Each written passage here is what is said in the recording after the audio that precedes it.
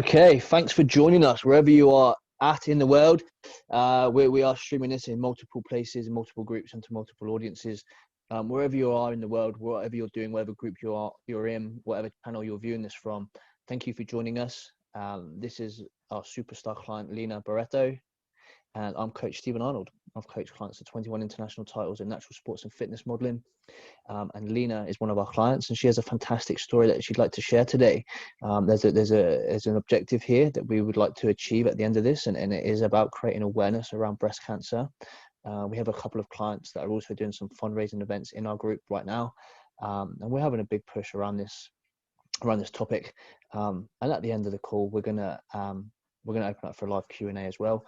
But I'm sure there's gonna be lots of value in Lena's story, and I hope that Lena's story helps a lot of people moving forward. So if you like this video, feel free to share it, tag people in it, comment, like, message us, and we'd like to open up the conversation with you as well. But right now, I'm going to pass it over to Lena. She's going to introduce herself, tell a little bit of her story, and then give you some tips that she'd like you to be aware of.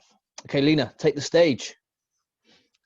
Okay, hi everyone. So my name's Lena, and I was diagnosed with breast cancer at the age of 38. So I guess I'm coming here to talk to you about raising awareness in particularly young women's breast cancer. I don't have a strong family history of breast cancer, and it came out of left field for me. I was a mother of 3, had been breastfeeding for 5 years continuously, and was pretty much diagnosed within 24 hours. So everything happened really quickly. I guess I'm here to talk to you about self-advocacy and empowering young women to be breast aware. So I'm part of an organisation called So Brave. They're an organisation that was established about 5 years ago with a mission to empower young women with breast cancer. It was founded, by Rachel Penance, who was also a breast cancer survivor, to improve the equity of access to info services and education for the increasing number of young women under the age of 40 who are being diagnosed with breast cancer every year around the world.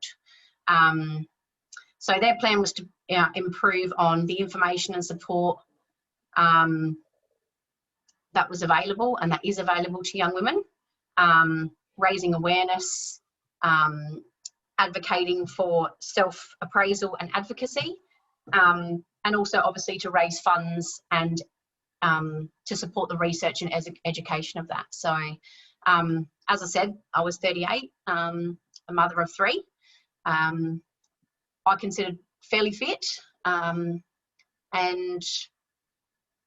I suppose for me, the reason that I obviously wanted to come here and talk to you guys was about empowering you to be breast aware. And that's not just for women, but that's also for men as well.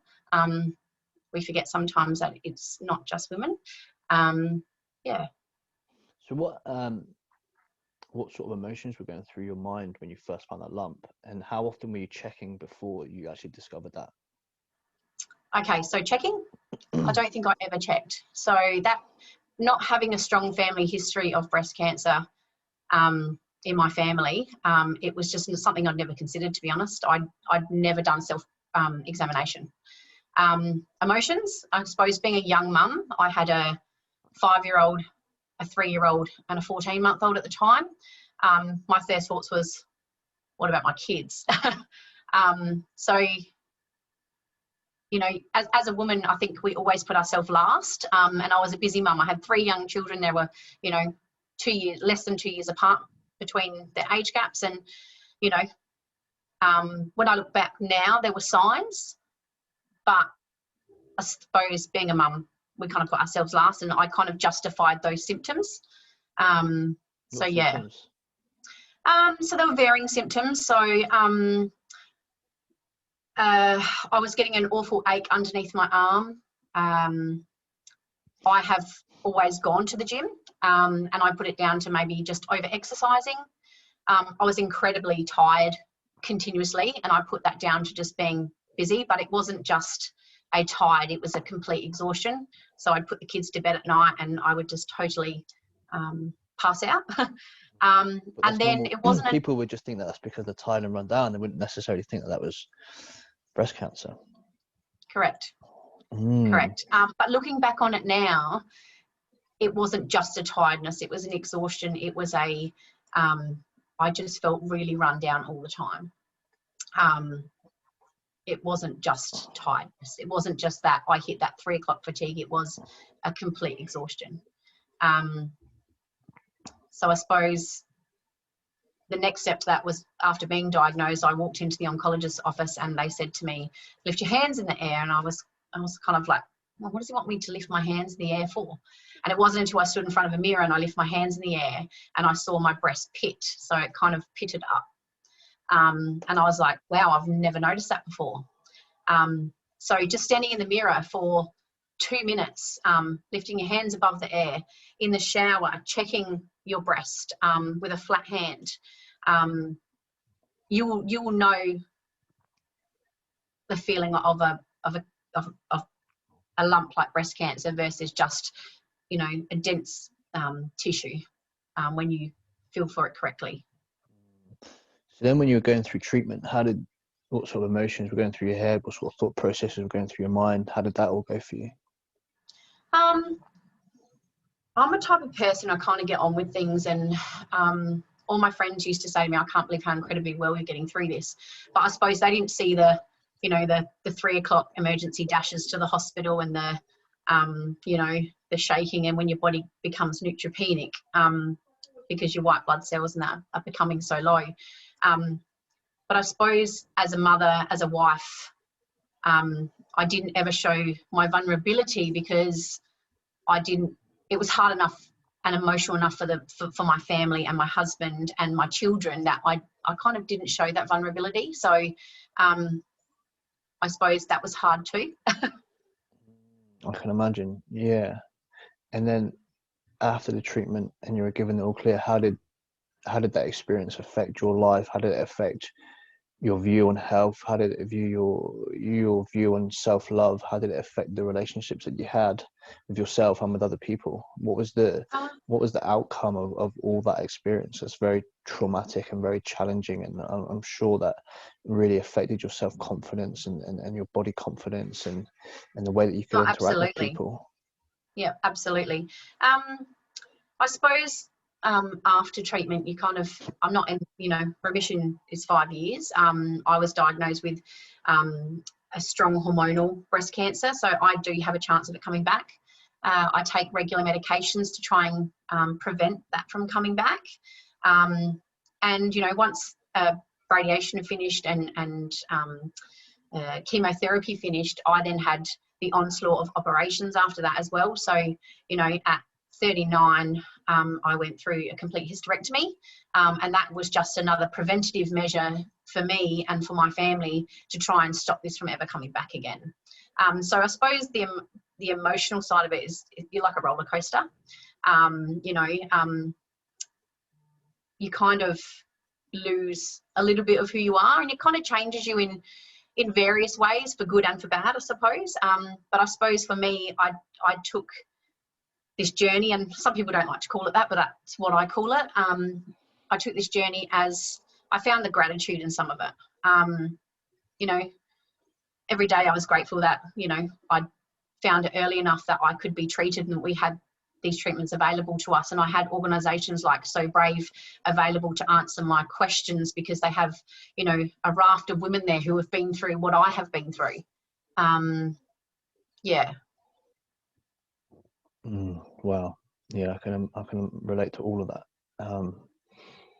So where are you at now? And I suppose, and I suppose in terms of body image, you go through so many changes. I put on a significant amount of weight when I went through chemotherapy, and not through eating, because I didn't eat, just from all the drugs and the steroids and everything that they give you.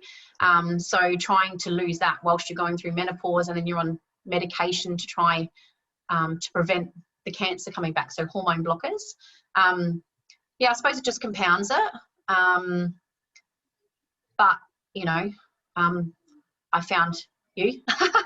And I found Team Bodyproof. And, you know, like I said, I've always gone to the gym, I've exercised, I've, you know, done all that stuff, but nothing really was working for me. And then, you know, I discovered and signed up to your program, and I've been on it for 14 weeks now, and I've lost 7.5 kilos.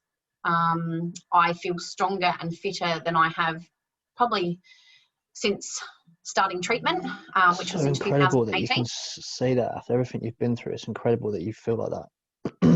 To come out the other end and be stronger than you've ever been is an incredible achievement. And yeah, it's very, very impressive that you've come through and you've strived to be better and not submitted to it, and you've conquered it and moved forward and become better. You've used that experience to be stronger and better than before.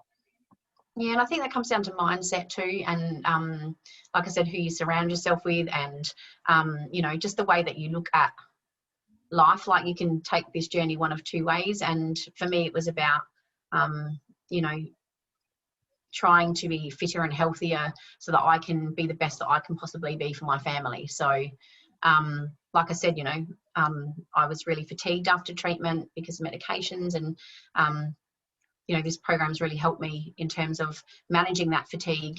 You know, my oncologist is actually incredibly pleased with where I'm at now, considering all that I've gone through. So that in itself is an achievement. Yeah, you're an incredible woman. So and I suppose, sorry, so I was going to say, there you go. So I was going to say, as an ambassador for the So Brave organisation, they create calendars. And as part of that, as ambassador, I'm going to be starring in one of their calendars. So can I show you one of their calendars that they did, not last year because of COVID, we couldn't do it, but their calendars that they did last year were, and this is how, like, this is about empowerment and embracing our new bodies and, you know, being survivors of breast cancer. So they actually do these calendars where we have, I don't know if you can see that, women from all around Australia who, where they actually body paint, and this calendar obviously is used to raise funds to support cancer research. Just show you some more. So I'm going to be featuring in one of these. And we still do have the 2021 available. It doesn't have every wonderful lady on here like this, but we do have the 2021 calendars available, and all those are donations towards cancer research and education for the So Brave charity. Amazing. We'll put a link into the groups, and you know, we'll be happy to help and support you there. So I have a question. You may not be able to answer this, but yeah, what was the physiological reaction or the physiological sequence that occurred which led to the breast cancer? Was it like a type 2 liver clearance issue? Was your body not processing estrogens correctly?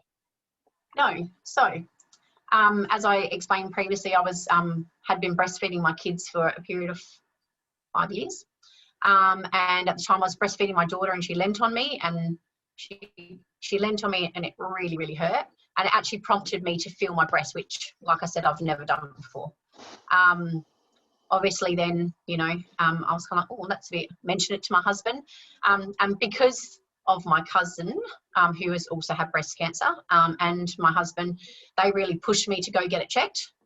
Had I've left it and not got it checked, my diagnosis would have been very different to what it is today. So was it just like was it your body was producing too much estrogen, or was it that your body wasn't clearing it well enough, or? Well, my understanding with the hormonal breast cancer is that it is it tracks estrogen and progesterone. So it's driven by estrogen and the female hormones, estrogen and progesterone. We're always massive on getting regular blood work done, and people think it might be a bit excessive, but it's just not. We should all be doing it all the time, getting as much information as we possibly can about ourselves, like going about your life and eating reasonably well and exercising. It just isn't enough. it's just not enough in modern day society. We need to have a really good understanding of what's going on a regular basis, and getting those checkups done. Like I say to people, Absolutely. if you're getting your car serviced more often than you're getting blood work done, like you've got your priorities wrong there. You're viewing life wrong. Like it's not enough just to walk through life and expect to be healthy. Like that's what I think as a kid. I'm like, I'm going to be healthy, you know, unless I do something wrong. But it's not like that. Like you should think, I'm going to be unhealthy unless I do something right. Correct. Yeah. It's just a reflection of modern day society. There's so many toxins in the environment, toxins in our food, chemicals in our food.